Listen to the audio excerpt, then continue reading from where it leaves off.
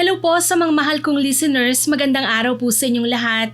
Ako po ulit ang inyong tagapagsalaysay, si Miss Winnie, at ito ang ating kwento. Magandang araw, Miss Winnie. Ako po si Eric.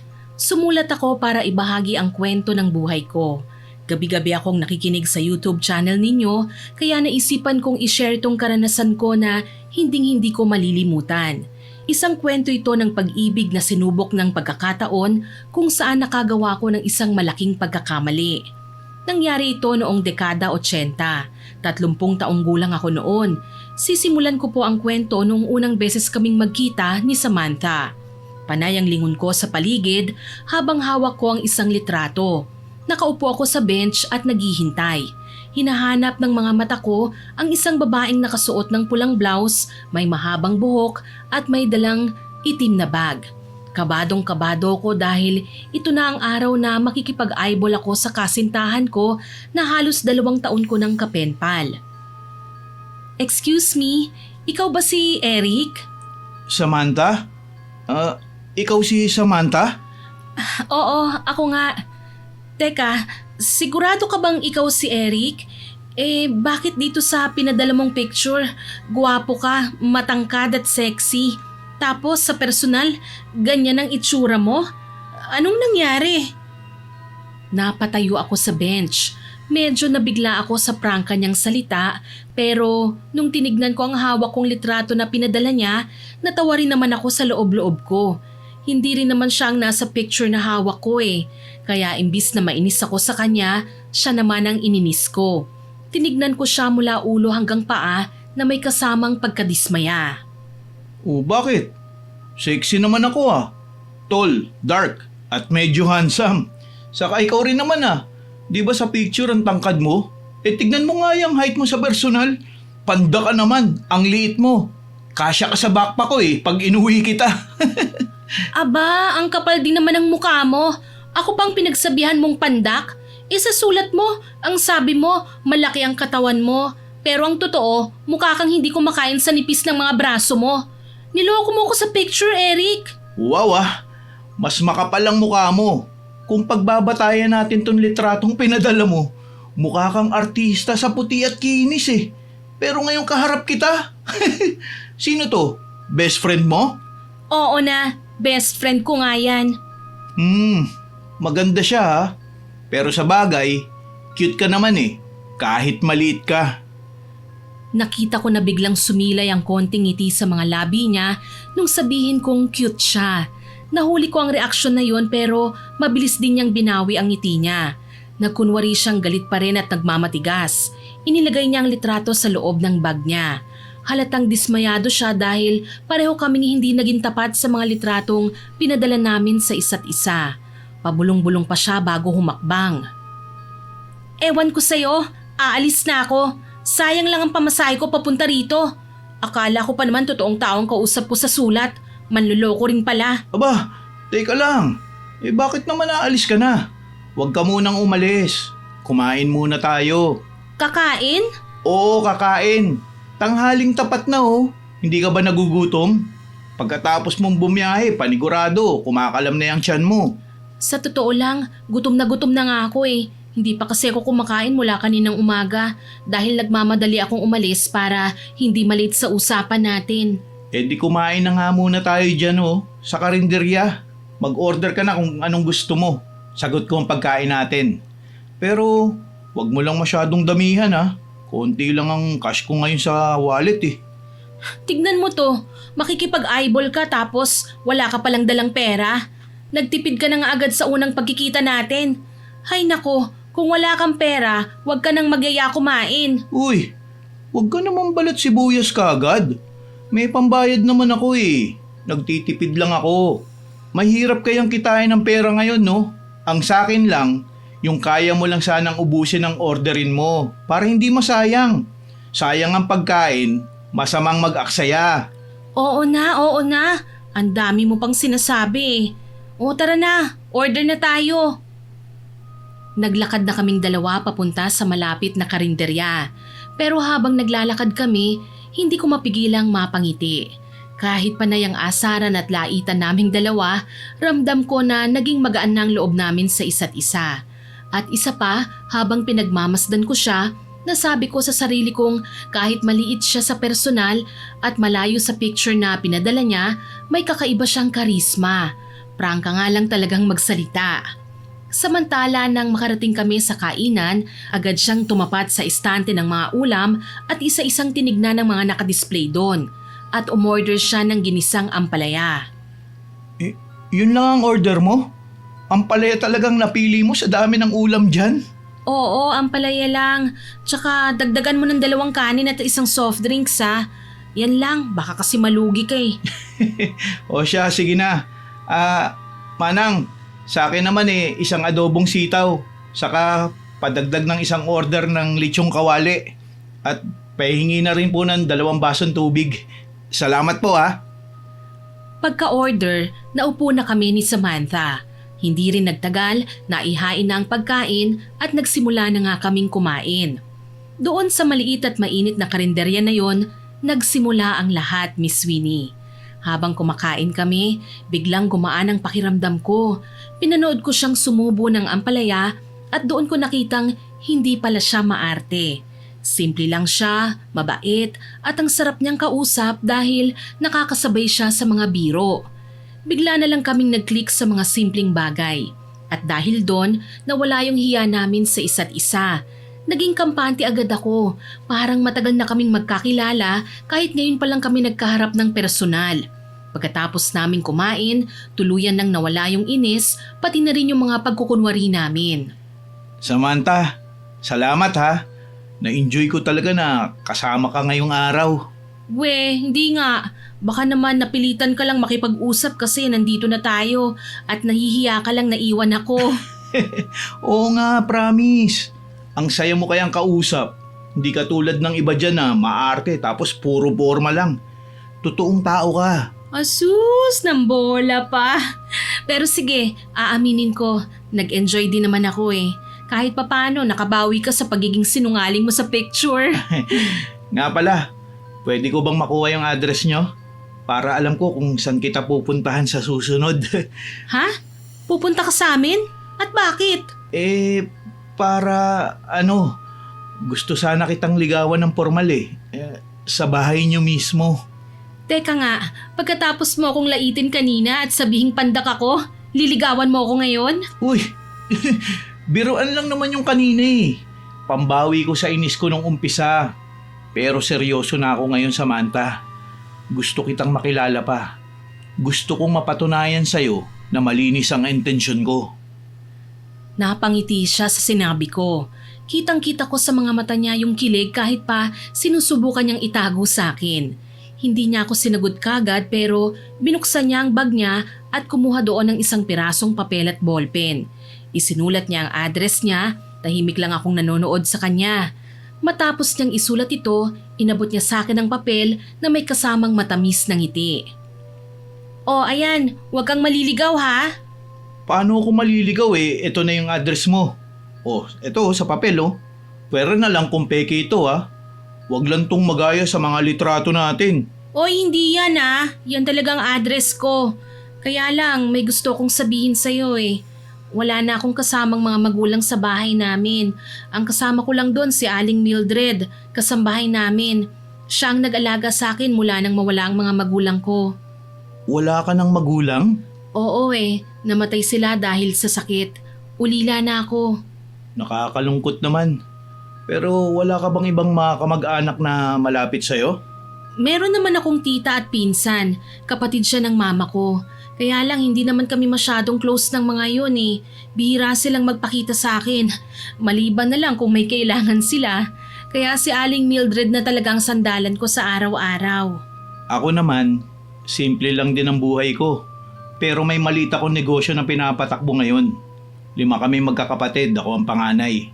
Kaya nagsisikap talaga ako na maging mabuti ang kalagayan ng negosyo ko para sa pamilya ko at sa bubuing pamilya ko sa hinaharap. Oy, wait lang ha. Manliligaw ka pa lang ha. Bakit pamilya na kagad yung sinasabi mo? Sa hinaharap nga. Bingi ka ba? Naku, siraulo ka talaga. Hindi ako bingin, no? Nabigla lang ako sa sinabi mo. Ang bilis mo naman kasing mag-isip ng ganyan eh. Ngumiti si Samantha sa akin. Isang totoong ngiti na walang halong pagkukunwari. Dahil naging swak kami sa unang lunch date namin, inaya ko siyang manood ng sine at hindi naman siya tumanggi. Bonus na oras na rin yon para mas makilala namin ang isa't isa at mag-enjoy. Pagkatapos ng palabas, tinignan niya ang suot niyang relo. Hapon na at kailangan na naming umuwi pareho dahil magdidilim na. Tumayo na kami at naglakad palabas ng sinihan. Inihatid ko siya hanggang sa sakayan ng jeep para matiyak na makakasakay siya ng maayos. O paano? Dito na ang sakayan mo. Mag-iingat ka sa biyahe mo pa uwi ah. Nice meeting you, babe. Nice meeting you din. Sige na, uuwi na ako. Mag-iingat ka rin sa pag-uwi mo, ha? Natawa ko sa sarili ko nung bigla kong nabanggit ang salitang babe. Medyo kinilig ako, lalo na nung hindi naman siya kumontra. Sa totoo lang, babe na ang naging tawagan namin simula nang magkapenpal pa lang kami. Yung mga panahon na hindi pa kami nagpapakatotoo sa isa't isa, lalo na sa itsura namin. Totoo po naging kami sa sulat, pero dahil nagsimula kami sa ganoong pagkakamali, nagdesisyon akong itama ang lahat. Imbis na ituloy yung nakasanayan, pinili kong magsimula ulit kami ng tama. Kaya ayun, niligawan ko siya ng personal. Gusto kong makilala niya ang totoong ako at makilala ko rin siya nang hindi na kailangan pa ng mga peking picture o kung anumang kalokohan. Gusto ko sa pagkakataong ito, totoo na ang lahat. At ganoon nga nagsimula ang aming love story, Miss Winnie. Mula sa isang simpleng eyeball na puno ng lokohan sa simula, naging malalim na ang aming naging relasyon, pagkakaibigan na naging kalaunan na uwi sa isang seryosong relasyon.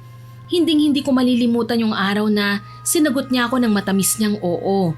Kumakain kami noon ng fishball sa tabing kalsada. Oh, ba't humina yata ang kain mo ngayon ha? Ilang tusok lang ng fishball ang kinuha mo. Huwag ka magtipid. May kinita ang negosyo ko ngayon. Talaga? Aba, ayos yan ah. Kumita ang negosyo mo pero dito mo lang ako dinala sa fishballan. Ganon talaga eh. Kapag sinagot mo na ako, saka kita dadalhin sa restaurant na pang 5-star. Ano? Joke lang, biro lang yun. Eh kasi naman 'di ba? Sa tuwing niyayaya kita sa fine dining, ayaw mo. Tapos kapag dinadala naman kita sa simpleng restaurant, nagtitipid ka rin eh. At konti lang ang kinakain mo. Hindi tulad kapag sa street food, want to sawa kang kumain. Kaya akala ko dito talagang mas gusto mo eh. Bakit? Gusto mo bang lumabas ngayon? Wow ha, sineryoso talaga. Alam mo, kahit naman saan mo ako dalhin, ayos lang. Saka totoo naman yung sinabi mo eh, komportable ko sa street food. Masarap kasi tsaka nakaka-enjoy kumain. Pasensya ka na kung matakaw ako at napapagastos ka ng dahil sa akin. Wala yun.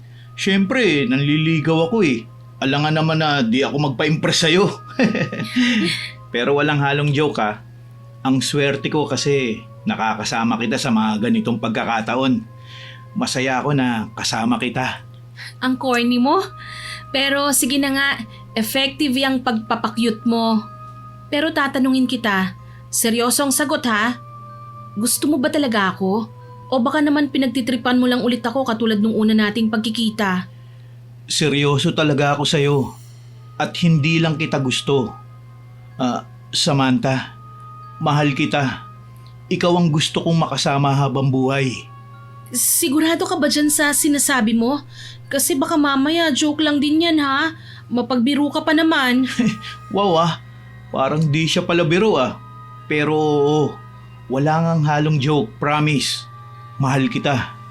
Saka kung sakali na bigyan mo ako ng pagkakataon na maging kahati ng puso mo, sisikapin kong maging karapat-dapat sa'yo araw-araw. Gusto kitang alagaan. Ikaw lang talaga ang gusto kong maging kasama hanggang sa pagtanda natin. Aba, ang tamis naman nun. Alam mo dahil dyan, unti-unti mo na talaga akong nakukumbinsi. Ha? Anong ibig mong sabihin? Oo na. Oo na? Anong oo na? Oo na ang sagot ko. Di ba nililigawan mo ko? E di, oo na nga. Teka, seryoso? Oo? Totoo ba to? Ha? Oo nga, ang kulit nito. Tayo na. Tayo na? Grabe, ang saya ko! Kami na! Shota ko na siya mga tol! Uy, ano ba? Ang ingay mo, nakakahiya oh. Pinagtitinginan na tayo ng mga tao. Hayaan mo sila! Wala akong pakialam sa kanila. Hindi ako nahihiya, babe. Dahil proud na proud ako na nobya na kita. Hindi mo alam kung gaano mo ako napasaya ngayon. Salamat, Samantha. Sobrang salamat. Mahal na mahal kita. Yon ang pinakamasayang araw ng buhay ko. Nang makuha ko ang matamis niyang oo, parang gumaan ang pakiramdam ko, parang nakalutang ako sa ulap. Lahat ng bagay sa paligid nagkakakulay, biglang nagliliwanag. Pakiramdam ko noon, ako na ang pinakamaswerteng lalaki sa mundo. Hindi ko akalain ng isang simpleng oo ay magbibigay sa akin ng ganito kalalim na kaligayahan. Halos 3 taon kaming naging magnobyo. Linggo-linggo dumadalaw ako sa kanya para bisitahin siya at si Aling Mildred. Nakita ko kung gaano katapat si Samantha at kung paano niya ako sinuportahan at tinulungan sa negosyo hanggang sa magbunga ang paghihirap ko. Ang negosyo ko noon ay buy and sell ng appliances. Sinuwerte ko dahil bago mag-80s, sumabog ang demand para sa mga produktong electronics mula abroad. Mula sa maliit na pwesto, nakapagpatayo ako ng sariling bodega na dinudumog dahil sa mura at dekalidad na produkto. Guminhawa ang buhay ko at ng pamilya ko. Malaki ang ambag ni Samantha dahil siya ang naging inspirasyon ko. Siya ang katuwang ko para mapalago ito. Marunong siya sa paghawak ng pera at pag-aayos ng listahan ng mga stocks sa bodega. Siya ang nagtutulak sa akin para magpatuloy tuwing nawawalan ako ng gana. At dahil maayos na ang negosyo at buhay ko, nagpa siya akong dalhin ang relasyon namin sa susunod na antas. Babe, may gusto sana akong sabihin sa'yo eh. Sa inyo ni Aling Mildred. Ano yon? Bakit parang ang seryoso mo naman yata ngayon? Kinakabahan kasi ko kaya hindi ko magawang ngumiti. Pero heto na, sasabihin ko na. Babe, ang dami na nating napagdaanan, di ba? Mula sa hirap hanggang sa unti-unti nating pag-asenso. Hindi mo ko iniwan. Ikaw ang naging lakas ko. Kaya heto ako ngayon. Tinatanong ka kung handa ka na bang makasama ako habang buhay. Samantha, will you marry me? Dahan-dahan kong inilabas mula sa bulsa ko ang maliit na pulang kahon. Pagbukas ko nito, nanlaki ang mga mata ni Samantha nang makitang engagement ring na inihanda ko para sa kanya. Isang gintong singsing na may maliit at kumukutitap na diamante sa gitna. Hindi agad nakasagot si Samantha. Ramdam ko ang panginginig ng mga kamay ko habang nakatingin lang si Samantha sa singsing, parang hindi ko mabasa ang reaksyon niya kung pahayag ba siya o tatanggihan ng alok ko. Sa tabi naman, hindi napigilan ni Aling Mildred ang emosyon niya. Naririnig ko ang mahinang paghikbi niya habang nakatingin sa amin. Panay ang punas niya ng luha gamit ang suot niyang apron. Kitang-kita ko sa mukha niya ang labis na kagalakan. Naghintay ako, kabado pero ilang sandali pa, ibinigay na rin niya ang kanyang sagot. Siyempre, Eric. Oo, papakasalan kita. Talaga? Hindi mo alam kung gaano mo ako pinasaya, babe. Pinakaba mo pa naman ako. Ang tagal mo sumagot. Akala ko tatanggi ka na eh. Naiiyak tuloy ako. Oh, bakit? Bakit ka naman iiyak? Ang babaw mo naman eh. Uy, hindi ako mababaw no. Seryoso to. Naiiyak ako kasi masayang masaya ako, babe. Hindi ka magsisisi, promise. Gagawin ko ang lahat para maging masaya ka araw-araw. Hindi ko hahayaang magkulang ako sa'yo.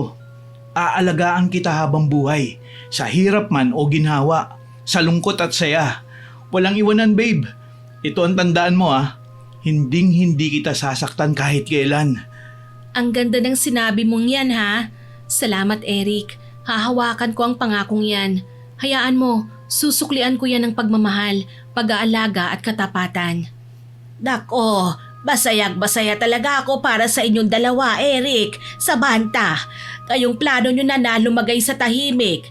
Bilin ko sa inyo, Huwag niyong hahayaang maputol ang tiwala niyo sa isa't isa. Ipangako niyong walang sakitan, ha?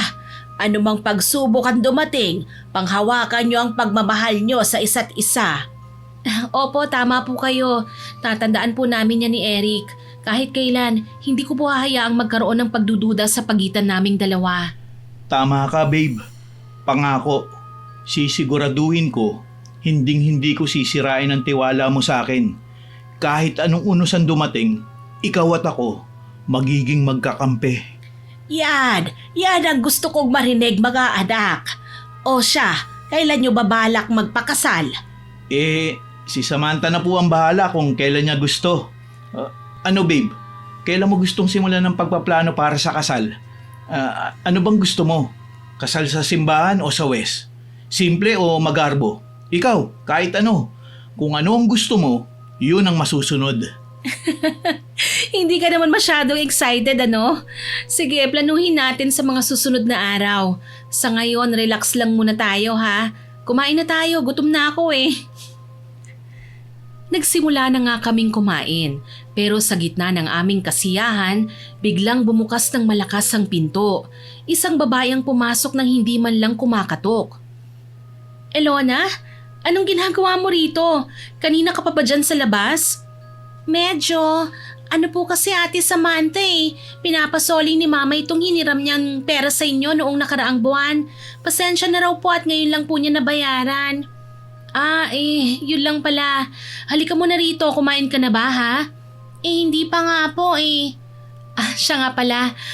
Babe, siya si Elona, ang pinsan ko. Anak siya ng kapatid ni nanay. Elona, siya ang Kuya Eric mo. Siya ang fiancé niyo po? Pasensya na ate ha. Narinig ko kasi kanina yung pinag-uusapan niyo eh. Hindi ko naman sinasadya pero ayoko namang istorbohin kayo kaya naghintay na lang ako sa labas. Ganun ba? Naku, hindi ko napansin. Halika na nga, maupo ka na at kumain muna tayo. Salamat ate ha. Siya nga po pala, tungkol dun sa kasal niyo, hindi niyo po ba sasabihin ito kina Mama? Di ba may karapatan din naman siguro silang malaman at makasama rin sila sa pagpaplano ng kasal niyo, hindi ba? Tsaka Kuya Eric, kailan ka mamamanhikan? Kailan ka magpapakilala sa ibang mga kamag-anak namin? Tumingin sa akin si Samantha. Bakas ang pag-aalangan sa mukha niya at bahagyang napaawang ang labi niya. Hindi siya kagad nakasagot at halatang nag-iisip kung ano ang sasabihin. Para hindi na siya mahirapan pa, ako nang sumagot sa pinsan niya. Elona, syempre gagawin ko naman ang pamamanhikan. Baka sa 1 linggo o sa 2. I-schedule ko yung gaganaping pamamanhikan. Isasama ko na rin ang mga magulang ko para formal na makausap ang buong angkan nyo. Mabuti naman po kung ganon, Kuya Eric. Pasensya na ha kung nakikialam ako pero kailangan niyo po kasing makuha ang basbas ng buong pamilya bago niyo pakasalan nitong si ate. Oo, alam ko naman yun, Elona. Mabuti naman po. Tsaka 'di ba, matagal na naming alam na may boyfriend si Ate Samantha pero hindi kayo nagpapakilala sa amin. Elona, hindi kasalanan ni Eric yun. Ako ang may gusto nun. Ay, ganun ba ate? Nagtatampo nga si Mama eh. Bakit daw ganun? Parang hindi mo raw inirerespeto ang pagiging kamag-anak natin. Hindi naman sa ganun. Sandali. Hayaan mo, Elona. Babawi na lang ako, okay? Babawi ako sa mga kamag-anak nyo. Ayos lang yon. Alam niyo po kasi sabi ni Mama, marami daw ari-arian si ate. Kaya kailangan naming makasiguro na nasa mabuting kamay siya. Naiintindihan ko. Nire-respeto ko yun. Kaya nga gusto kong maging maayos ang lahat eh. Gusto kong harapin ang buong pamilya nyo para ipakita na malinis ang intensyon ko. Hindi ko pababayaan si Samantha. Ay, sana nga po. Kasi alam niyo naman, ayaw naming mapunta lang sa isang lalaking walang direksyon si ate. Teka nga pala, paano ba kayo nagkakilala ni ate? Matagal na kami magka-penpal. Sa mga sulat kami nagkakausap at nagkakilala dati. Ganon? Penpal? Naku, baka may kakilala rin kayong pwedeng maging kapenpal ko, kuya. Ha? Tsamba lang talaga yung nangyari sa amin ng ate mo. Nagpalagay kasi ko ng address sa dyaryo noon. Tapos siya naman, saktong nakita yung pangalan ko kaya sinulatan ako. Wala akong ibang kilalang nagpapapenpal ngayon eh. Ay, ganun ba? Hayaan mo na nga. Kuya, ano palang trabaho mo? Nasa bayan sale ako ng mga appliances. Ako yung may-ari ng bodega sa bayan. Ay, talaga? Ikaw ang may-ari ng malaking bodega na yon? Aba, iba rin pala itong mapapangasawa mo, Ate Samantha. Ang swerte mo naman. Mayaman pala ang nakuha mo, ah. Naku, hindi naman ako mayaman ni Lona.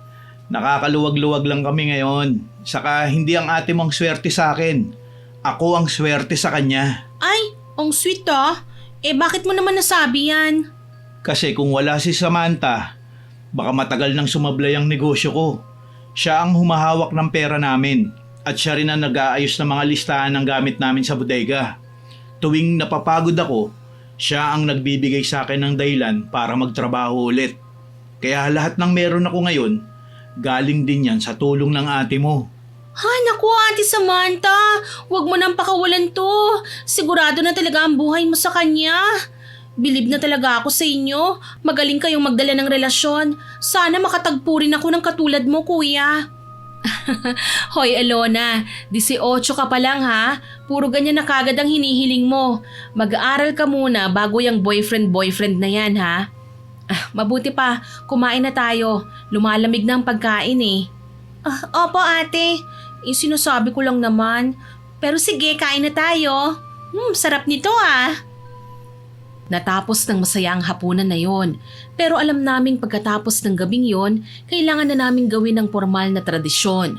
Nag-set kami kagad ni Samantha ng schedule para ipakilala ko sa kanyang mga kamag-anak na sinabi niyang hindi niya naman talaga kasundo o masyadong close. Pero kailangan pa ring sabihan ng mga yon para maipakita ang respeto ko sa kanilang pamilya.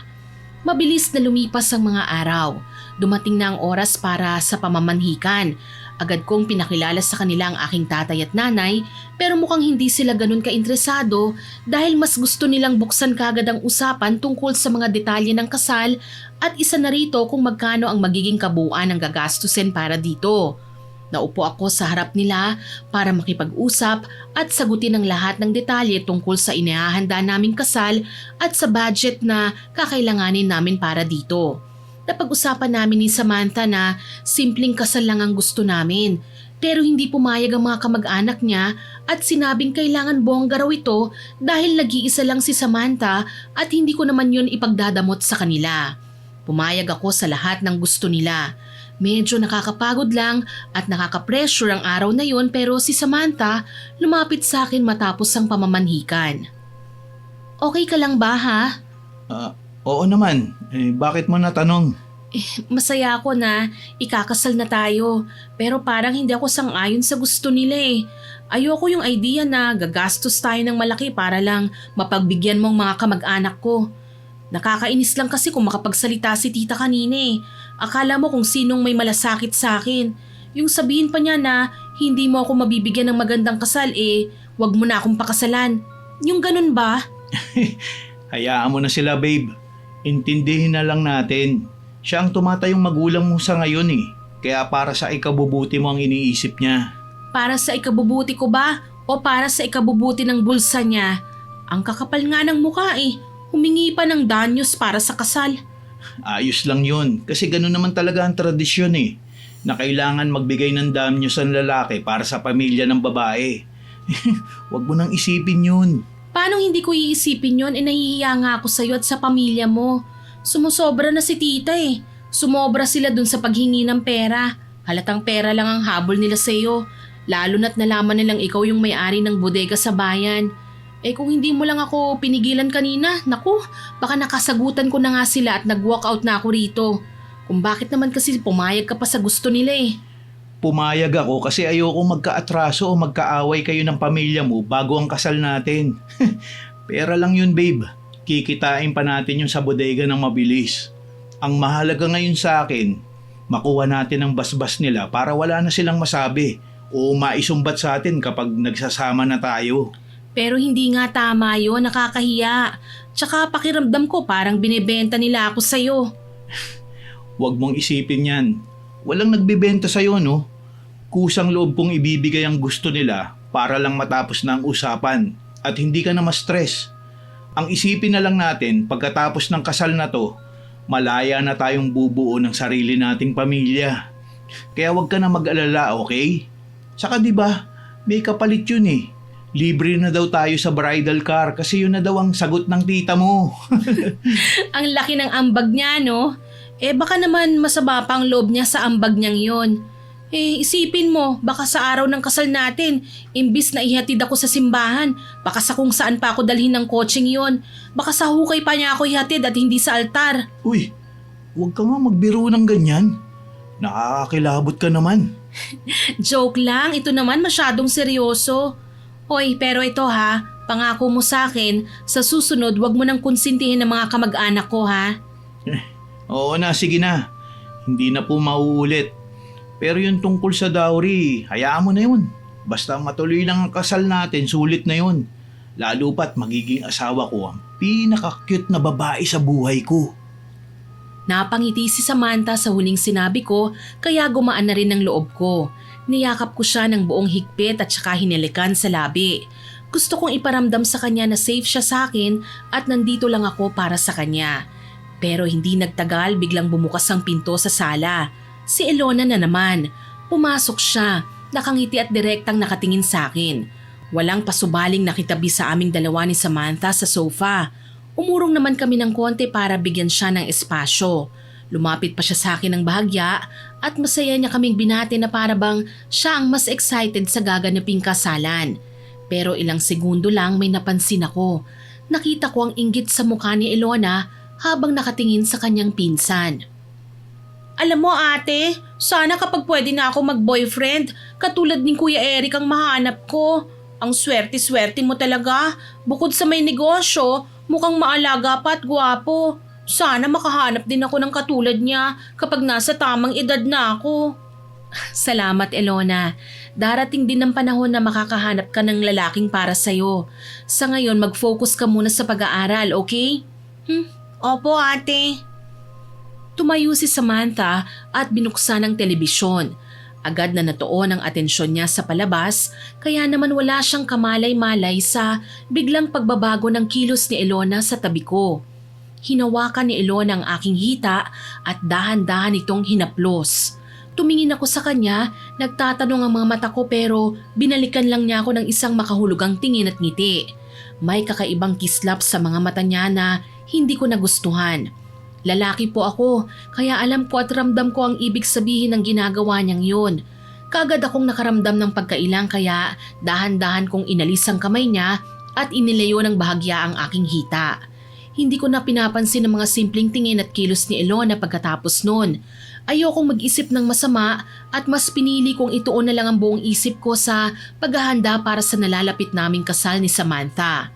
Samantala, ng mga sumunod na araw, masaya naming tinapos ni Samantha ang lahat ng kailangan para sa aming kasal. Grabe, sa wakas natapos din sa lahat ng mga dapat asikasuhin. Ay, nakakapagod palang ikasal ano? Ayos lang. Sulit naman lahat, baby. Bali yung catering pala, tapos ko ng bayaran. Nagbigay na ako ng 50,000 piso para sa down payment. Sigurado na ang pagkain para sa 100 bisita natin. Mabuti naman kung ganon. Pati yung simbahan ayos na rin. Tapos yung magandang trahe de boda mo, tapos na ring tahiin. Talaga? Naku, pwede ba nating puntahan? Gusto ko nang makita at maisukat eh. Ano ka ba? Hindi pwedeng isukat yun bago ang mismong araw natin. Pamahiin yan. Baka raw hindi matuloy ang kasal kapag ginawa mo yan. Ikaw naman naniniwala ka pa sa mga ganyan.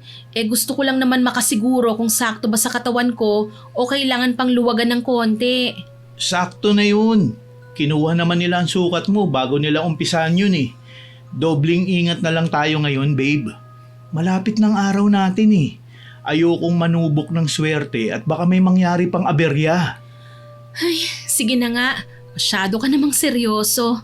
Oo na, hindi ko na isusukat. Susundin ko na yung pamahiin mo.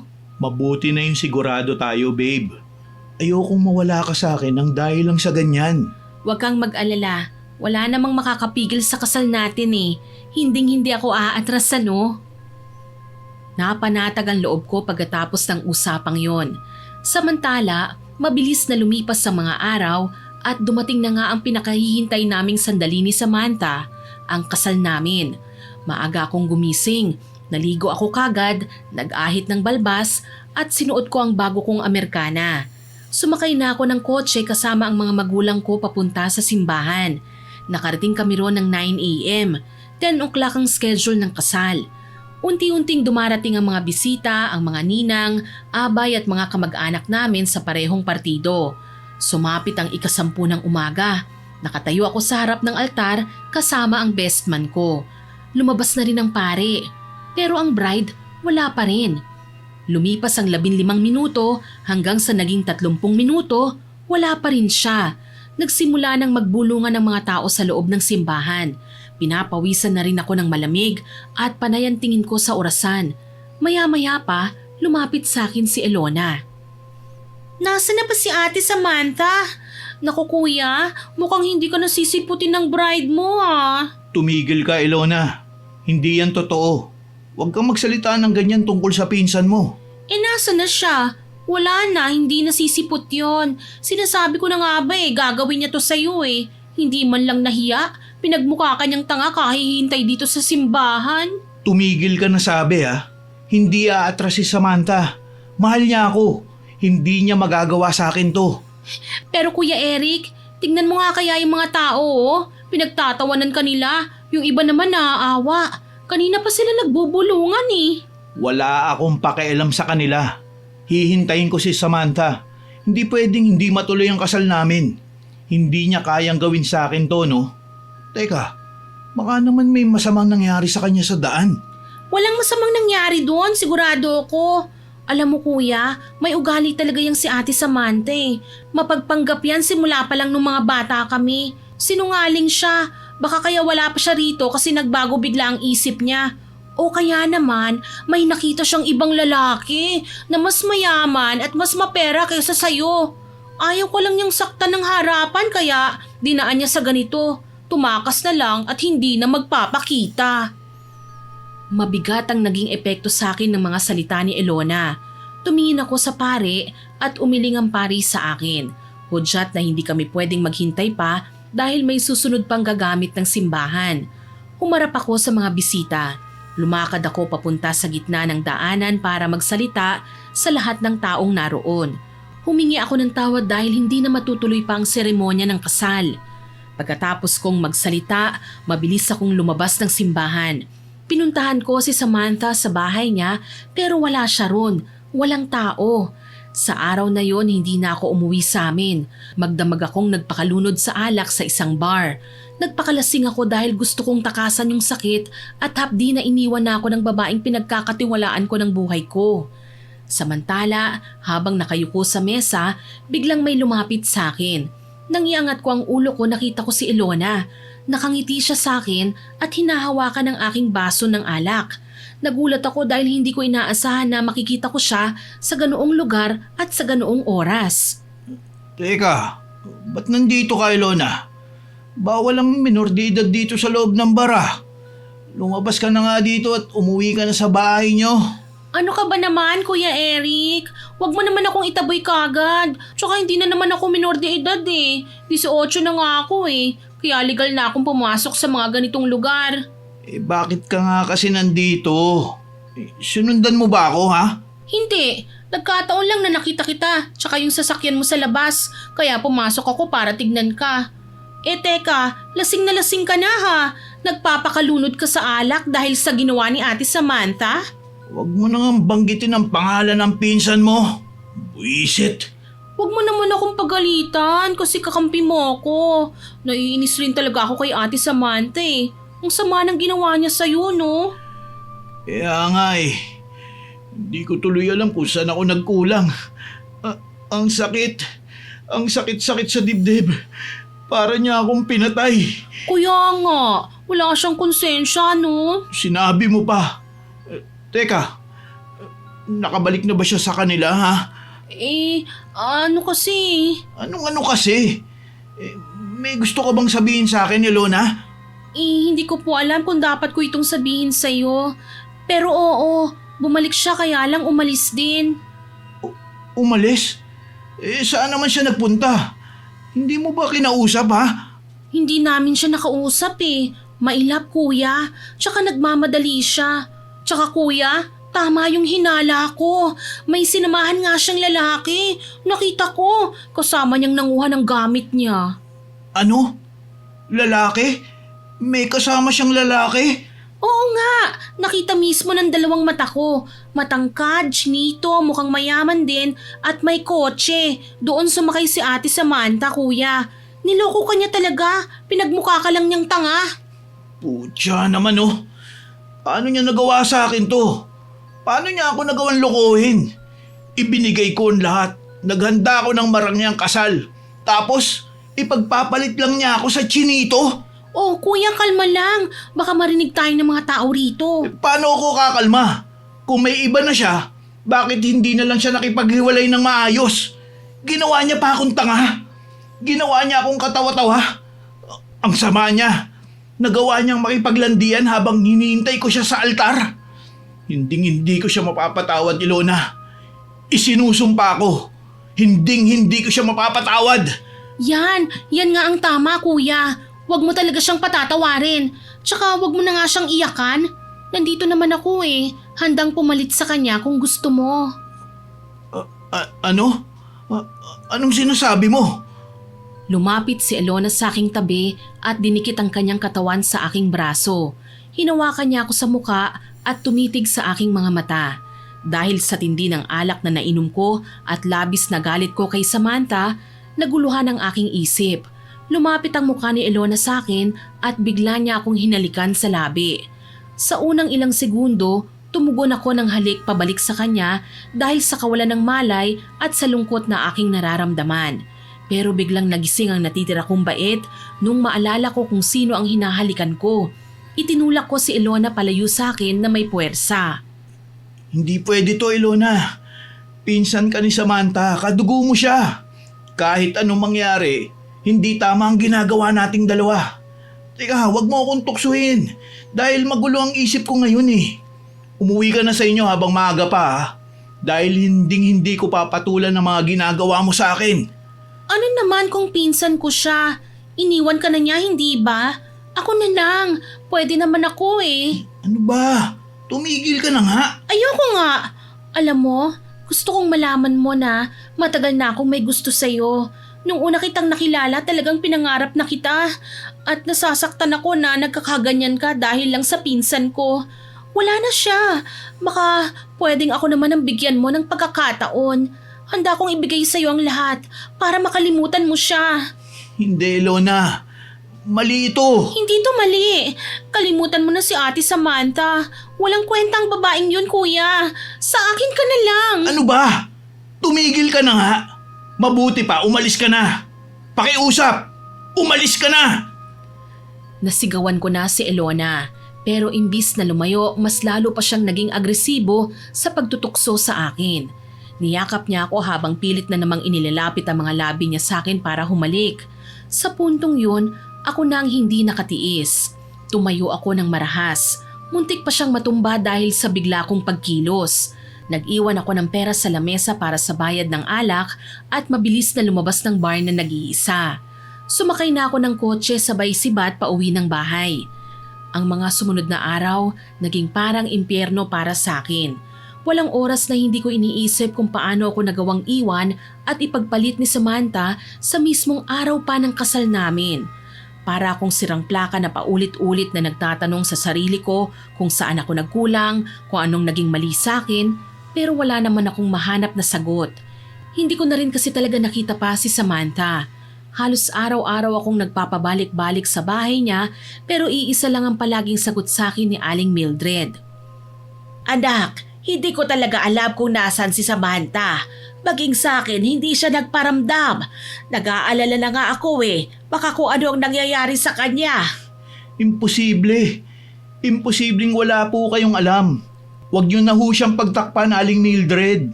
Sabihin niyo sa akin kung nasaan siya. Marami kong gustong tanong sa kanya. Marami kong gustong linawin. Sumusumpa ako. Wala talaga akong alam. Kung alam ko lang kung nasan siya, ako mismo ang magdadala sa kanya rito para harapin ka. Hindi ko rin alam kung bakit nangyayari ito. Huwag na ho tayong maglokohan. Alam ko naman po na bumalik siya rito para kumuha ng mga gamit niya. Kasama yung lalaki niya. Tapos sasabihin niyong wala kayong alam?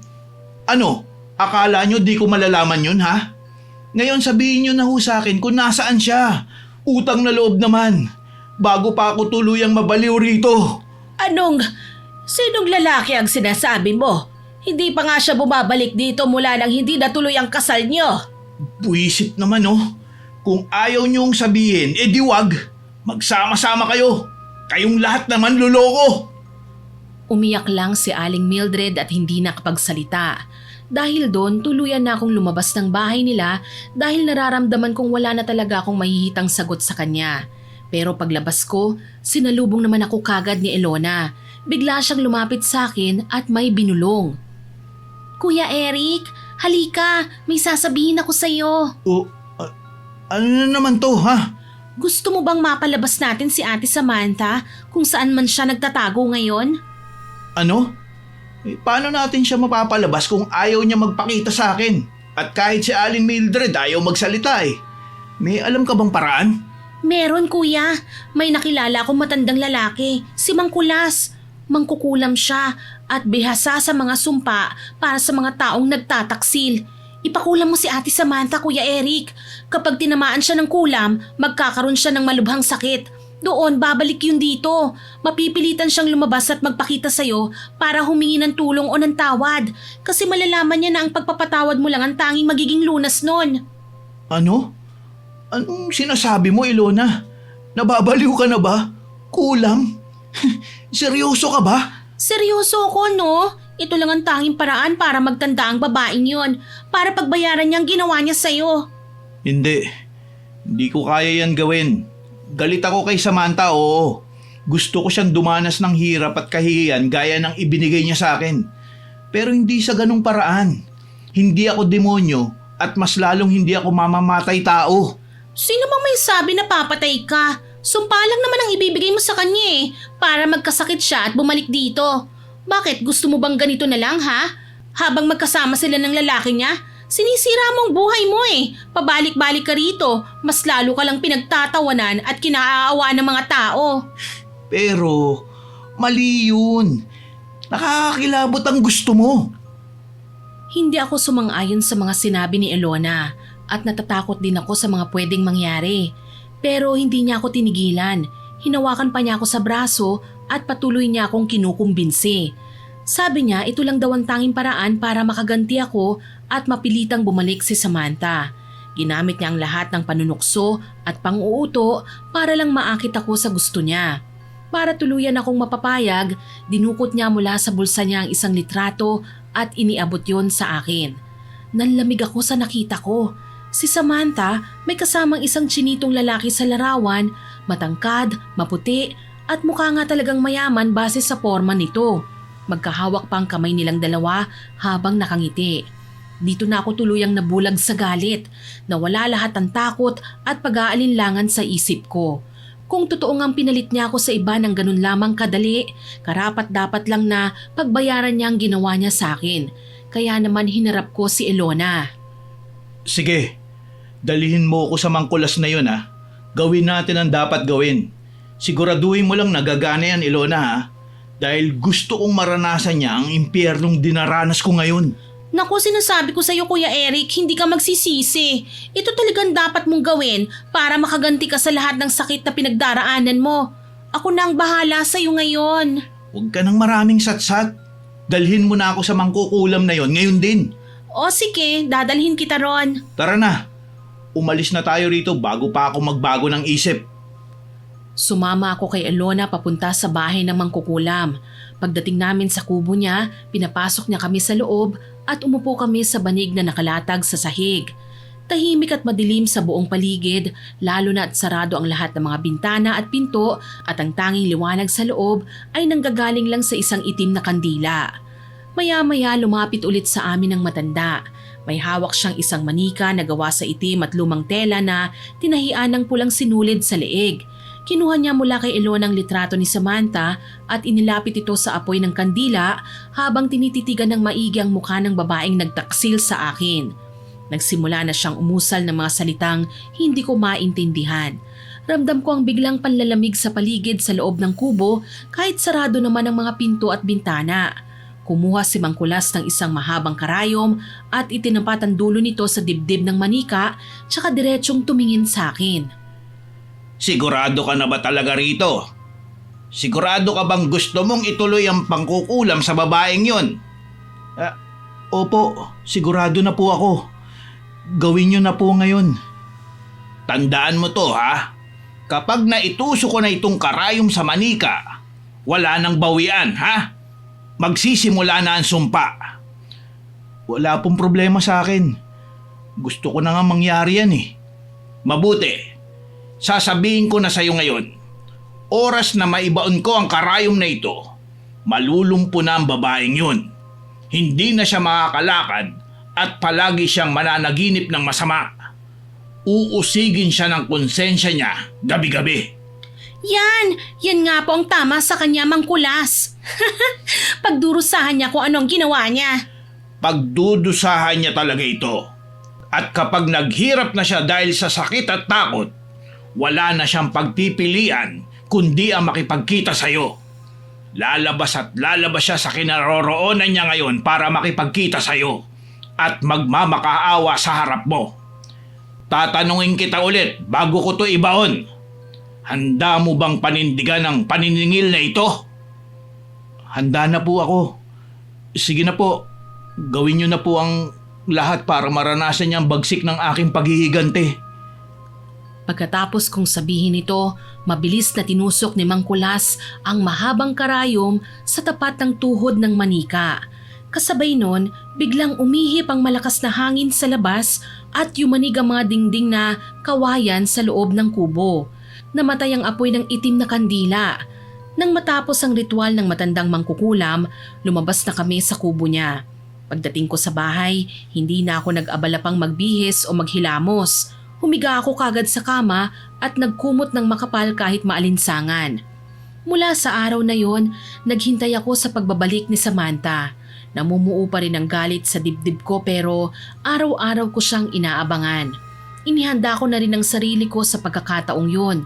Kabisado ko na kung ano ang mga sasabihin ko sa kanya at kung paano ko siya susumbatan kapag nagmakaawa siya sa harapan ko dahil sa sakit. Lumipas ang mga araw pero nga walang Samantha na nagpakita. Ang paghihintay ko ay inabot ng buwan hanggang sa taon pero ni anino niya walang paramdam. Dahil sa nangyaring ito, parang gumuho ang mundo ko. Nawalan ako ng gana sa buhay. Halos araw-araw ang tanging kasama ko lang ay ang baso ng alak. Sa loob ng halos 3 taon, walang ibang laman ang isip ko kundi siya. Dati akala ko galit ang nararamdaman ko pero mali pala ako. Hindi yun galit. Puro pangungulila lang pala para sa nag-iisang babaeng minahal ko ng todo. At isang araw habang nasa bar, muli kaming nagkita ni Ilona. Kuya Eric, ikaw ba yan? Abalo ang time no see ah. Kumusta ka na ngayon? Ayos naman. Teka, lasing ka na ah. Hanggang ngayon ba naglalasing ka pa rin dahil kay Ate Samantha? Hindi ka pa ba napapagod sa ganyan? 3 taon na ang lumipas ha. Kalimutan mo ng babaeng yon. Pwede ba, Ilona? Huwag mo na akong simulan ulit. Doon ka na sa kabilang mesa. Gusto kong uminom ng mag-isa. Ang sungit mo naman. Ngayon lang tayo nagkita sinisinghalan mo pa ako. Hindi ka naman dating suplado ha.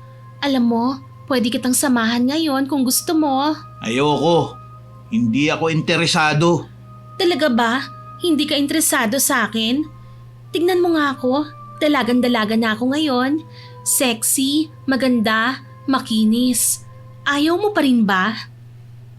Tinignan ko siya mula ulo hanggang paa. Tama siya. Dalagan-dalaga na nga ang porma niya.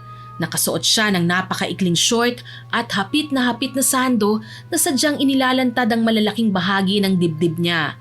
Makapalang pulang lipstick niya at matapang ang samyo ng pabango niya. Halatang pumorma talaga siya para mamingwit ng lalaki sa inuman. Dahil sa patuloy na paglalandi niya at paghawak-hawak niya sa katawan ko, biglang umakyat ang matinding inis sa ulo ko. Gusto ko sanang iwan lang siya pero nagbago ang isip ko. Umusbong ang isang malisyoso at mapanuyang idea. Sinakyan ko ang kalandian niya para hiyain siya ng todo. Ibinaba ko ang hawak kong baso at sadyang inilapit ang mukha ko sa kanya. Tinitigan ko ang mukha niya pababa sa kanyang katawan na may matinding pambabastos. Sa bagay, pwede na rin. Ano, gusto mo ba, ha? Tinatanong pa ba yan? Matagal ko nang gusto, Kuya Eric. Matagal na kitang pangarap. Ikaw lang tong mailap eh. Kung tutuusin, mas maganda naman talaga ako kay Ate Samantha. Tsaka, kaya ko namang ibigay sa ang lahat eh. Kaya kitang alagaan at higit sa pag-aalaga niya. Sandali lang ha. Hindi ko naman kailangan ng mag-aalaga sa akin eh. Ang gusto ko lang, libangan. Ano, gusto mo ba? Magkano ang bayad sa'yo? Magkano ang presyo mo, Ilona? Ano? Anong sabi mo? Bingi ka ba? Sabi ko, magkano ba ang singil mo? Babayaran kita para samahan mo akong uminom dito. Tapos dumiretso na tayo sa hotel mamaya. Parehas lang ba ang presyo mo sa mga bayarang babae ha? Diyan sa tabi-tabi? O baka naman mas mura ka pa dahil ikaw na mismo nagbibenta ng sarili mo sa akin. Walang niya ka? Napakabastos ng bibig mo! Bakit ka nagagalit dyan? Nasaktan ba ang ego mo ha? Ano bang akala mo sa akin? Isang tanga na magpapaakit sa'yo? Bakit? Sino ka ba sa akala mo? Isa ka rin naman sinungaling eh. Sinong sinungaling? Sinabi mo sa akin na kapag ipinakulam natin si Samantha, mapipilitan siyang bumalik sa akin na nagmamakaawa siya sa akin. Eh nasa na ang pinsan mo, Ilona? Ilang taon nang lumipas pero hindi pa rin siya bumabalik. Nasa si Samantha? Aba, malay ko ba ron? Wala akong paki sa kanya at wala akong interes na alamin kung saan siya nagsususuot. Ang alam ko lang na aksidente siya. Nahulog sa bangin yung sasakyan niya tapos bigla na lang siyang naglaho na parang bula. Takot sigurong magbayad ng sasakyang nasira. Ano? Anong sinabi mo? Nahulog sa bangin ang sasakyan niya? Anong sasakyan yun, Ilona? Sagutin mo ako! Anong sasakyan ang nahulog sa bangin? Ano nangyari kay Samantha? Wala! Hindi ko alam. Wala akong sinabi ha. Lasing ka lang, Kuya Eric. Sige na, aalis na ako. Mabilis siyang tumalikod at tumakbo palabas ng bar. Naiwan akong nakatayo, bumilis ang tibok ng puso ko habang iniisip kung ano ang narinig ko. Nanlamig ang katawan ko. May mali, may hindi tama sa mga narinig ko eh. Iisa lang ang sasakyan nila Ilona at ito yung pinahiram nilang bridal car noong araw ng kasal namin ni Samantha. Ilang araw ding naging magulo ang isip ko dahil sa revelasyong yon. Hindi ako mapalagay. Kahit anong laklak ko ng alak, hindi ko na makuhang makalimot. Nabalisa ako. Pakiramdam ko may malaking sikreto silang tinatago sa akin tungkol sa pagkawala ni Samantha. Dahil sa labis na pag-iisip, dito na nagsimula ang halos gabi-gabi kong panaginip. Isang gabi pagtulog ko, nakita ko si Samantha. Mag-isa lang siyang nakaupo sa gitna ng isang napakadilim na lugar. Kahit madilim, kitang-kita ko pa rin siya. Nakayuko siya habang nakatakip ang mukha niya sa kanyang palad. Naririnig ko ang malakas niyang pag-iyak. Nadako ang paningin ko sa tuhod niya. Nanlaki ang mga mata ko nang makitang may malaking karayom na nakabaon sa kanyang tuhod. Samantha? Ikaw nga, Samantha. Wag! Wag kang lalapit! Umalis ka! Layuan mo ako! Ano? Pero bakit? Bakit? Nakalimutan mo na ba? Ikaw ang may gawa nito sa akin. Bakit mo ako sinaktan? Akala ko ba mahal mo ko? Akala ko ba hindi mo hahayaan na may manakit sa akin? Hindi kita maintindihan, Samantha. Ano bang pinagsasabi mo? Huwag ka nang magmaang-maangan pa. Ikaw ang salarin kung bakit araw-araw, gabi-gabi, parang tinutusok ng libu-libong karayom ang kaluluwa ko. Hirap na ako, Eric. Itong karayom na ito ang tanikala ko. Hindi ako makakalaya ng dahil sa'yo. Kasalanan mo ang lahat ng ito. Kasalanan mo! Samantha, pakiusap. Makinig ka muna. Hindi ko ginusto ang lahat ng nangyari. Kung may kasalanan man ako, handa ko yung pagbayaran. Pero sana, sabihin mo sa akin kung nasaan ka. Pupuntahan kita. Matagal na kitang hinahanap. Gusto na kita makita, Samantha. Si Aling Mildred. Si Aling Mildred? Sasagot pa sana si Samantha pero biglang nagbago ang paligid. Nawala si Samantha at ang pumalit si Mang Kulas. Nakatayo siya sa paanan ng kama ko, hawak ang itim na manika habang tinutusok-tusok ang karayom sa tuhod ng manika, sabay tingin sa akin at tatawa ng malakas at matinis. Bigla akong nagising, hingal na hingal at pawis na pawis. Napaupo ako sa aking kama. Madilim pa rin ang aking kwarto ng mga oras na yon dahil madaling araw pa lamang. Tumingin ako sa bintana at naalala ko ang itsura ni Samantha sa aking panaginip. Doon sa sandaling yon, pumasok ang isang malaking katanungan sa utak ko na nagpabago sa aking galit at tampok para kay Samantha. Naisip kong posible ngang may masamang nangyari talaga sa kanya kaya hindi siya nakasipot sa kasal namin. Dahil dito, naisip kong makipagkita kay Aling Mildred. Pagsikat ng araw, naghanda na ako para puntahan ang bahay nila Samantha. Pagdating ko doon, hindi si Aling Mildred ang nakita ko, kundi ang pamilya ni Elona. Kuya Eric, anong ginagawa mo rito? Si Aling Mildred, nasan siya? Pwede ko ba siya makausap? Naku, matagal na siyang wala rito, kuya. Siguro mga 2 taon na. Wala na kasi kaming pampasweldo kaya pinaalis na namin ni mama yung matanda na yon. Ganun ba? Saan ko kaya siya pwedeng mahanap, ha? May idea ka ba kung saan siya nakatira ngayon? Ang alam ko, taga Santa Ines siya eh. Pero hindi ko alam ang eksaktong bahay niya. Magtanong-tanong ka na lang doon sa mga tambay. Sigurado kilala nila yon. Bakit ba? Anong kailangan mo sa kanya? May mahalaga lang sana akong itatanong eh. May kinalaman ba to kay Ate Samantha? Oo. May naibigay kasi kung mahalagang bagay kay Samantha nun eh. Baka lang ka ako nailigpit ni Aling Mildred. Babawiin ko na sana. Ganun ba? Naibigay mo na, babawiin mo pa? Hindi ko na sinagot ang huling hirit niya. Yung sinabi ko, imbento lang yun para hindi isipin ni Elona na hinahanap ko pa rin ang pinsan niya. Ayaw kong ipaalam sa kanya ang totoo na may malakas akong kutob na may alam si Aling Mildred kung nasan si Samantha. At lalong hindi ko sasabihin ito base lang sa isang panaginip. Tiyak na pagtatawanan lang nila ako. Nang masigurong wala na talaga si Aling Mildred sa bahay na yon, nagpaalam na ako at umalis. Hindi na ako nagsayang pa ng oras. Pumunta ako kagad sa kabilang baryo.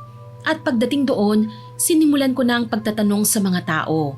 Sa isang tindahan sa kanto, nakakita ko ng isang matandang lalaking nakaupo.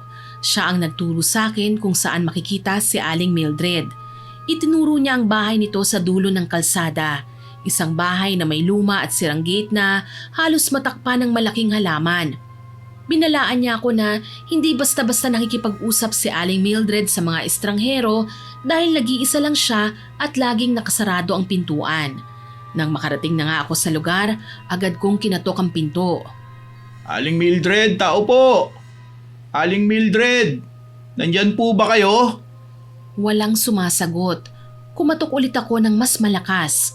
Wala pa rin. Sumilip ako sa siwang ng bintana pero sobrang dilim sa loob. Dahil sa desperasyon, pinihit ko ang seradura ng pinto. Hindi ito nakakandado. Dahan-dahan ko itong tinulak at tuluyang humakbang papasok sa loob ng bahay. Pero mula sa likod ko, may biglang nagsalita na babae. Sino ka? Teka, bakit ka pumasok sa bahay ko? Magdadakaw ka, no? Aling Mildred, ako po ito. Eric? Anong ginagawa mo rito, iho? Paano mo nahanap itong bahay ko? Hindi na humalaga kung paano ko natunto ng bahay ninyo. May tatanong lang po sana ako sa inyo eh. Nakita niyo na po ba si Samantha? Bakit mo naman tinatanong sa akin si Samantha? Matagal na siyang wala sa buhay natin, hindi ba? Pero bakit po paulit-ulit niyang sinasabi sa akin sa panaginip na hanapin kita? Ano po bang ibig sabihin nun? Aling Mildred, nakikiusap po ako. Kung alam po niyo kung nasa ng nobya ko, pakiusap naman oh. Huwag niyo naman po siyang ipagdamot sa akin. Hindi ko na po kaya eh. 3 taon na akong nasasaktan dahil sa pagkawala niya. Mahal na mahal ko po si Samantha at handa ko pong gawin ang lahat para lang makasama siya ulit. Maawa po kayo sa akin. Maawa na po kayo. Labis na po akong nangungulila. Napatigil si Aling Mildred sa aking pagmamakaawa. Ang mukha niya unti-unting nagbago. Biglang nagliwanag ang kanyang mga mata at isang tipid ngunit makahulugang ngiti ang gumuhit sa kanyang labi. Niyaya niya akong maupo sa isang lumang silya na yari sa ratan. Pagkaupo ko, naupo siya sa tapat ko. Ang kanyang mga kamay ay magkahawak sa ibabaw ng isang lamisita habang ang kanyang mga mata na natiling nakatitig sa akin.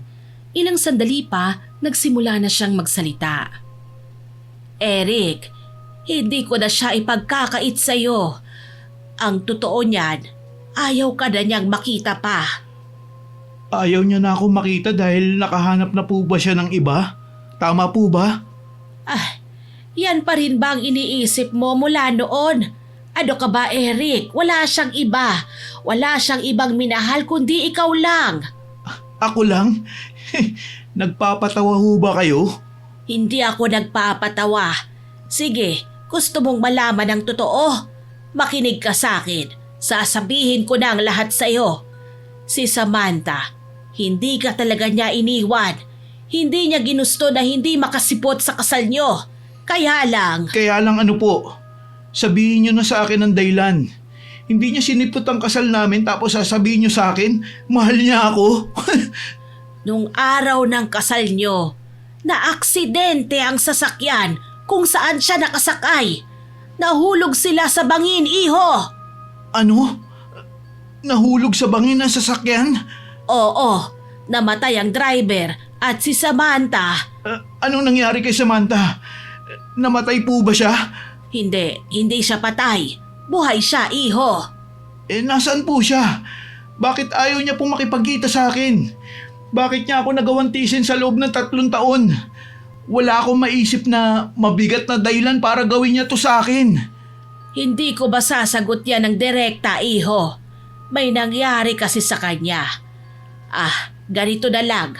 Puntahan mo siya ngayon at kausapin. Baka sakaling ikaw ang maging gamot niya. Gamot? Bakit po? Ano po bang sakit niya? Ikaw nang bahalang tumuklas, iho. Basta ang sa akin lang, gusto kong mabigyan kayo ng pagkakataon na makita ang isa't isa. Ang hiling ko lang na sana, itong pagkakataon na ito may magandang kahihinatnan para sa inyong dalawa. Kasi sayang talaga eh. Alam kong mahal na mahal mo pa siya at mahal na mahal ka rin niya. Sayang ang pagmamahalan niyong dalawa. Aling Mildred, salamat po. Salamat at pinakinggan niyo ang pakiusap ko sa inyo. Nasaan po ba si Samantha? Nandun siya sa loob ng kwarto. Puntahan mo na. Lumingon ako sa direksyong itinuro niya. Napalunok ako at hindi makapaniwalang nasa loob ng silid na yon ang taong matagal ko nang hinahanap. Huminga ako ng malalim. Pilit na pinapakalma ang mabilis na tibok ng puso ko. Tumayo ako at dahan-dahang naglakad palapit sa pinto. Hinawakan ko ang seradura at tinulak ang pinto para bumukas ito. Isang maliit at simpleng kwarto ang bumungad sa akin. Sakto namang pagpasok ko, nakita ko si Samantha na dahan-dahang naglalakad palabas ng banyo. Hawak niya ang magkabilang saklay habang inaalalayan ng sarili patungo sa kanyang kama. Hindi niya ako kagad napansin. Ang lahat ng atensyon niya ay nakatuon lang sa paglalakad palapit sa kanyang higaan. Samantha? Ikaw nga! Diyos ko! Nang marinig niya ang boses ko, lumingon siya. Nagtagpo ang aming mga paningin. Pero yung mga matang dati ay puno ng buhay at pagmamahal. Kapag tumingin sa akin, ngayon, blanko na at puno ng pagtataka. Walang reaksyon, ni hindi siya ngumiti. Tumingin siya sa akin na parang isa lang akong estranghero na biglang pumasok sa kanyang kwarto. Lumapit ako sa kanya. Nanginginig ang kamay ko habang sinusubukan kong abutin ang kamay niya. Pero bahagya niyang inalis ang kanyang kamay dahil natatakot sa akin. Samantha, ako to, si Eric. Hindi mo ba ako natatandaan? Eric? Pasensya na. Pero hindi kita kilala. Sino ka ba? Tsaka bakit ka umiiyak? Samantha, siya yung kinukwento ko sa'yo na lalaking pakakasalan mo sana. 3 taon na ang nakalilipas. Siya? Pero Aling Mildred, hindi ba sinabi ko sa inyo na hindi na kami dapat pang magkita? Nang ikinuwento niyo sa akin na may nobyo ako, nakiusap ako na wag niyong sasabihin sa kanya ang tungkol sa akin. Ayokong makita niya ako sa ganitong kalagayan. Bakit niyo ako sinuway? Bakit niyo siya pinapunta rito? Pasensya ka na, iha. Hindi ko na rin matiis eh. Hirap na siya sa kahanap sa'yo. Isipin mo 3 taon siyang nangungulila. Sige na, iha, kausapin mo na siya. Teka lang, ano bang nangyayari? Samantha, bakit? Bakit ayaw mo ako makita ka? Saka, bakit parang di mo ako kilala? Ano ba nangyari sa'yo? Hindi ko alam, Eric. Wala akong matandaan tungkol sa atin eh. Naaksidente ko at nagising na lang sa isang maliit na kubo. Isang matandang lalaki ang kumupkop at nag-alaga sa akin sa loob ng 2 taon. Siya ang gumamot ng mga sugat ko. Pero nang gumaling ang mga galos ko, biglang humina ang mga binti ko hanggang sa hindi na ako makalakad. Sa kabila ng lahat, pinagtiyagaan pa rin niya ako kahit pa wala akong maalala sa nakaraan ko. Amnesia? Yan ba naging epekto ng aksidente sa'yo? At ang dahilan kung bakit hindi ka na makalakad? Nagka-amnesia ako dahil sa aksidente.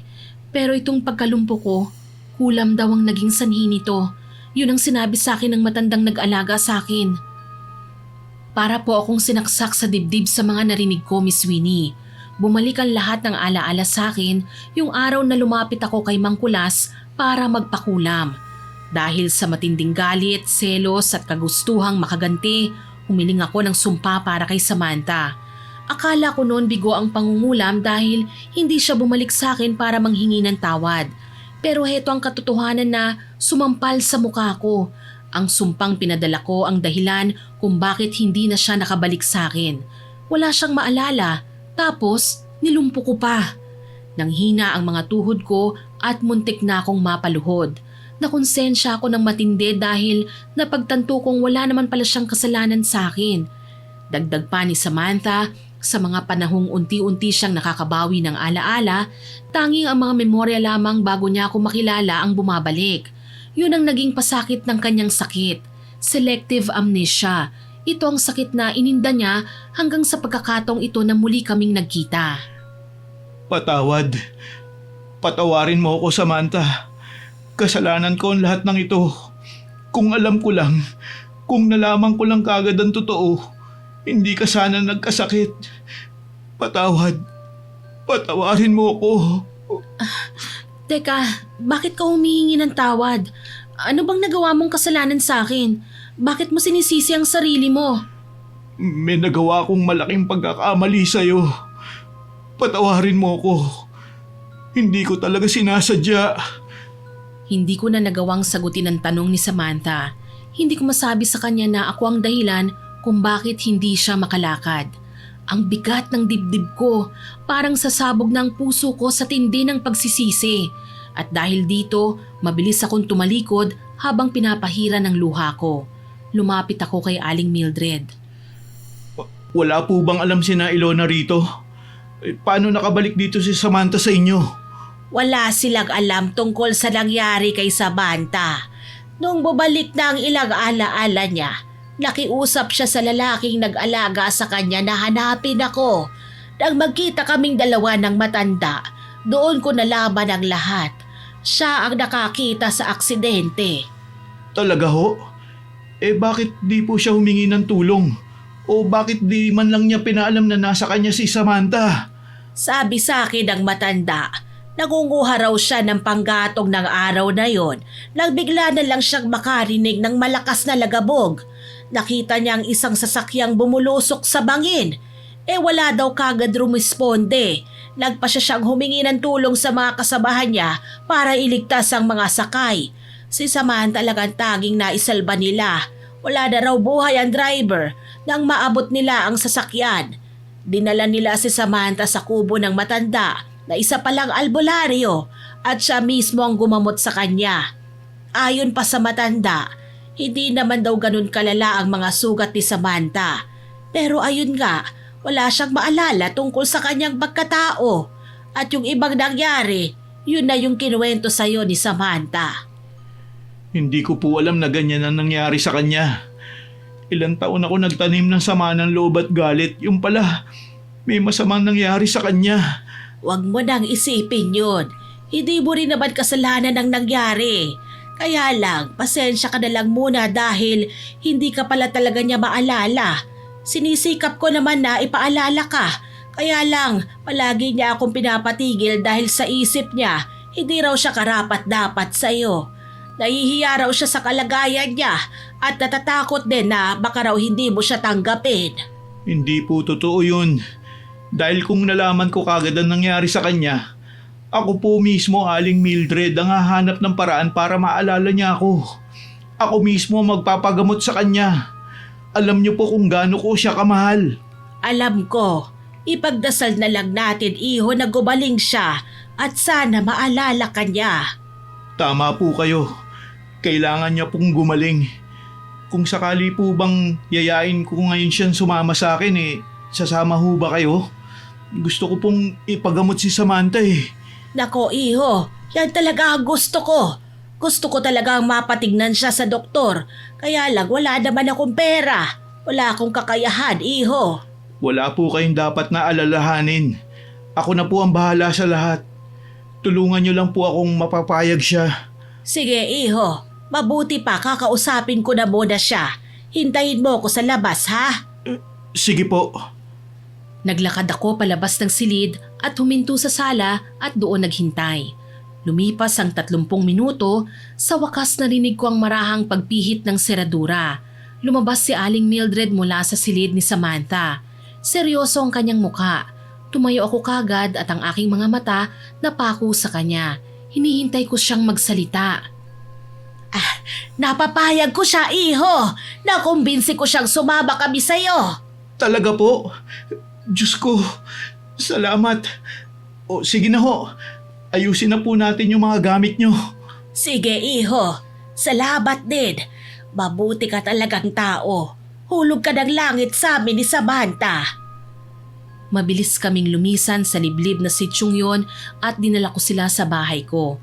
Gaya ng pangako ko, hindi na ako nag-aksaya ng panahon. Agad ko siyang dinala sa doktor at sinimulan ng lahat ng kinakailangan gamutan at therapy para sa kanyang binti. Hindi lang yun ang ginawa ko. Bumalik din ako kay Mang Kulas. Lumuhod ako at nagmakaawa na bawiin ang sumpa. Kahit anong kapalit pa o kabayaran, handa akong ibigay para lang maituwid ang kasalanang nagawa ko noong lamunin ako ng galit. Pero nanindigan ng matanda, hindi na raw maaaring bawiin ang sumpa. Lumipas ang mga buwan na unti-unting naging normal ang aming buhay sa kabila ng anino ng sumpa. Isang hapon, dinala ko si Samantha sa hardin. Inalalayan ko siya sa kanyang paglalakad, dahan-dahan ang kanyang paghakbang. Pero bigla na lang siyang tumigil at tumitig sa aking muka. Maya-maya, may pumatak na luha sa kanyang mga mata. Kasabay nito, sumilay ang isang pamilyar na ngiti na matagal ko nang hindi nasisilayan. Eric? Eric? Naaalala ko na ang lahat. Totoo ba yan? Naaalala mo na ako? Hindi ba to isang panaginip? Oo, naaalala ko na. Natatandaan ko na kung paano tayo nagkakilala, kung paano mo ako napasagot. Lahat ng yon. Bawat pangako, bawat halik, bawat araw na pinagsamahan natin, bumalik na sa isip ko. Diyos ko, salamat. Salamat talaga at pinakinggan na ang hiling ko. Samantha, masayang masaya na ako. Sa wakas bumalik ka na. Hindi ko na napigilan ang emosyon ko. Sa bawat salitang lumalabas sa bibig niya, tila himalang nabura lahat ang 3 taon ng dilim at paghihirap na dumaan sa buhay ko. Niyakap ko siya ng mahigpit at hinalikan ng mariin sa kanyang labi. Sabay umiyak ako pero sa pagkakataong ito, hindi dahil sa galit, kundi dahil sa pag-uumapaw sa saya. Patawad, babe. Ang tagal mong naghintay. Sana mapatawad mo ko sa lahat ng sakit na naidulot ko. Shh!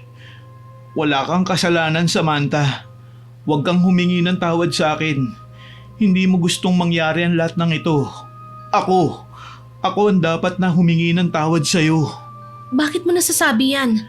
Nung panahong akala ko na tinakasan mo ko, pinagtaksilan at pinagpalit sa chinito na gwapong lalaking yun, nagpadala ko sa sulsul at panluloko sa akin ni Ilona.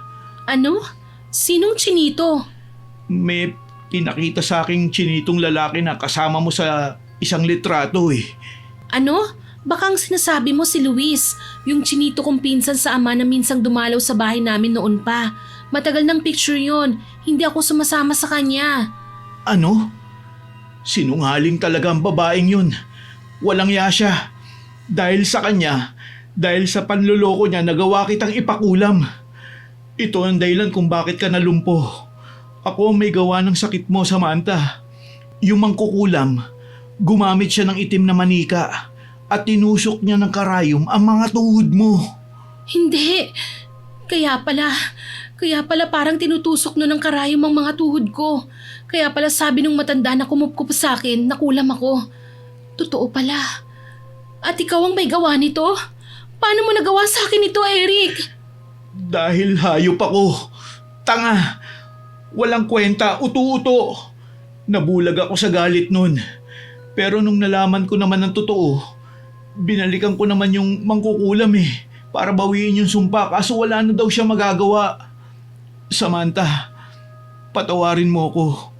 Oo, sige, saktan mo na lang ako, tatanggapin ko. Pero sana, huwag mo akong iwan. Gusto kong bumawi sa'yo. Mahal na mahal kita, Samantha. Nabalot ng katahimikan ng paligid. Napayuko ako kasi nahihiya ako ng sobra. Narinig ko ang mahinang paghikbi ni Samantha.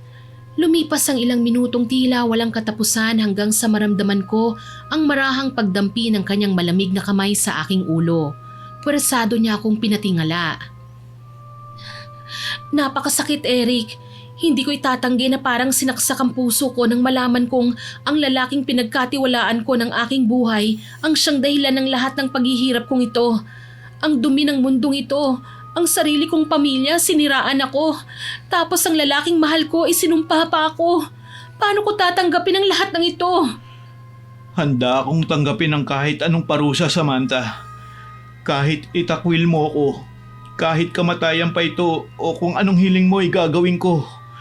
Mapatawad mo lang ako. Alam ko, hindi sapat ang paghingi ko ng tawad para mabura ang 3 taon na ninakaw ko sa'yo. Hindi. Wala akong gagawin sa'yo. Oo, masakit sa akin ang ginawa mo. Pero Eric, alam ko yung ginawa mong sakripisyo sa akin ngayon. Alam kong ginagawa mong lahat para lang bumawi. Sinagip mo ko. Yun ang katotohanan na hindi ko maikakaila.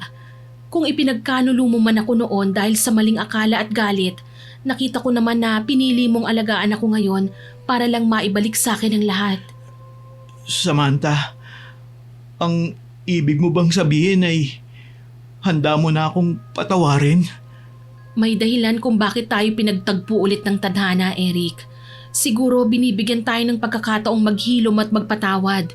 Kung ang Diyos nga marunong magpatawad sino naman ako para magtanim ng puot? Ayoko nang mabuhay pa sa mga alaala ng nakaraan. Tapos na mga taon ng ating paghihirap. Kung tatalikuran kita ngayon, pareho lang nating hahayaan na magpatuloy ang sumpa at galit. Kaya pinapatawad na kita. Pinapatawad kita dahil sa kabila ng lahat, alam kong mas matimbang ang pagmamahal mo kesa sa nagawa mong pagkakamali. Para akong nabunutan ng tinik sa mga sinabing yun ni Samantha. Niyakap ko siya ng buong higpit at ninamnam ang sarap ng pakiramdam na ako'y pinatawad niya. Mula sa araw na yon, nangako ko na hinding-hindi ko nabibitiwan ang kamay ng babaeng nagligtas sa aking kaluluwa. At ngayong nandito na siya sa akin, ako naman ang magliligtas sa kanya. Tungkol naman sa pagpapagamot niya, sinabi ng mga doktor na hindi biro ang inabot ng mga binti niya. Dahil matagal siyang nalumpo at hindi nakainom ng tamang gamot, nanghina ng husto ang mga muscles niya kaya matatagalan pa bago muli siyang makalakad ng normal. Pero may pag-asa pa raw, basta ituloy lang daw ang therapy. At ginawa namin yun ng walang palya. Hindi ako napagod maghintay Kahit gaano pa katagal o kahirap, ipinangako ko sa sarili ko na hindi ko siya bibitawan hanggang sa makaya na niyang tumayo sa sarili niyang mga paa. Samantala, ilang araw ang lumipas, habang nakaupo kami sa hardin, hinawakan ko ang dalawang kamay niya at tumingin ako ng diretso sa kanyang mga mata. Babe, gusto ko sanang ituloy na natin yung naudlot nating plano eh. Magpakasal na tayo. Gusto na kitang maging asawa at gusto ko nang bumuo ng pamilya. Oo, pumapayag ako. Pero gusto ko lang itanong sa'yo, sigurado ka ba talaga sa akin? Talaga bang ako ang gusto mong mapangasawa kahit ganito ang kalagayan ko? Kahit lumpo ako at naka-wheelchair? Oo naman. Walang problema sa akin kung ganyan ang mga paa mo. Kung talagang hindi ka na makakalakad, ako ang magiging mga paa mo. Mamahalin at aalagaan kita kahit ano pa ang mangyari. Ikaw ang itinadhana sa akin ng Panginoon at mamahalin kita hanggang sa kamatayan. Niyakap ko siya at naiyak na lang siya sa tuwa. Walang pagsidla ng saya sa puso ko ng araw na yon dahil sa wakas matutupad na namin ang aming pangarap. Samantala, bago dumating ang kasal namin, nagdesisyon si Samantha na umuwi sa pamilya niya para magpakita. Sinamahan ko siya. Gusto kasi niyang yayain sila sa aming kasal. Pagdating namin sa bahay niya, nagulat sila nang makita si Samantha. Inabot namin sa kanila ang invitation card. Lumapit kagad si Elona, umiiyak at punong-puno ng pagsisisi. Ate Samantha, may malaki akong kasalanan sa iyo eh. Gusto ko sanang ihingi yun ng tawad sa iyo. Hindi mo na kailangan pang magpaliwanag, Elona. Nasabi na sa akin ni Eric ang lahat. Pero huwag kang mag-alala, pinapatawad na kita. Pero hindi tama yung ginawa mo ha, kaya sana wag mo nang uulitin yun kahit kanino. Opo ate, naiinggit lang kasi ako sa'yo nun eh.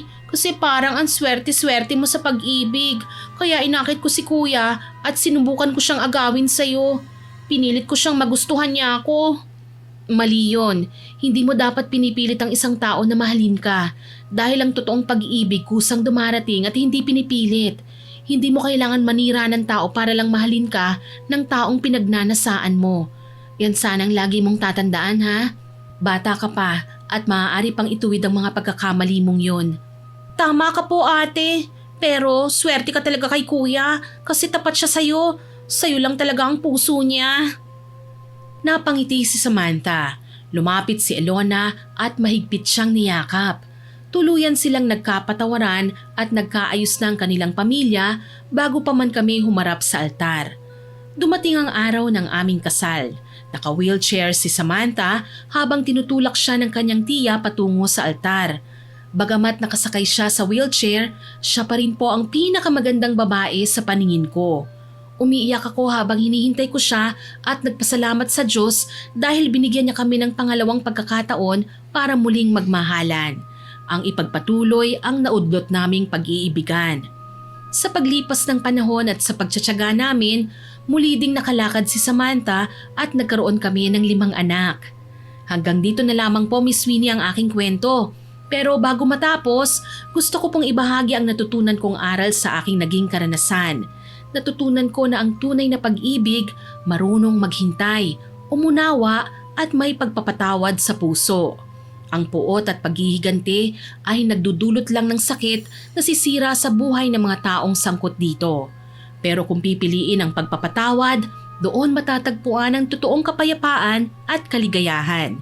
Sa 2 taong totoong nagmamahalan, mananatili at tatanggapin ang lahat ng kakulangan ng kanyang kapareha, sa hirap man o sa ginhawa, sa kalakasan man o kahinaan. Habang buhay itinakda at itinadhana ng may kapal. Sana po nagustuhan niyo ang ibinahagi naming kwento sa inyo ngayon. Kukunin ko na rin po ang pagkakataong ito para pasalamatan kayo sa mga lahat ng nakinig at nagkomento sa mga nauna kong upload. Abangan niyo pa po sana mga susunod kong kwento ha. At huwag kalilimutang mag-subscribe, like, share and comment sa mga stories natin. Para po mabilis niyong makita kung may bago tayong upload, pindutin niyo lang po ang notification bell para lagi kayong updated at notified. Aasahan ko pa rin po ang inyong suporta ha. Muli, ako po si Miss Winnie at kasama ko pa rin po si Sir John. Magandang araw po sa inyo. na nagsasabi at nagpapasalamat sa inyong walang sawang pakikinig at pagsuporta. God bless po sa ating lahat!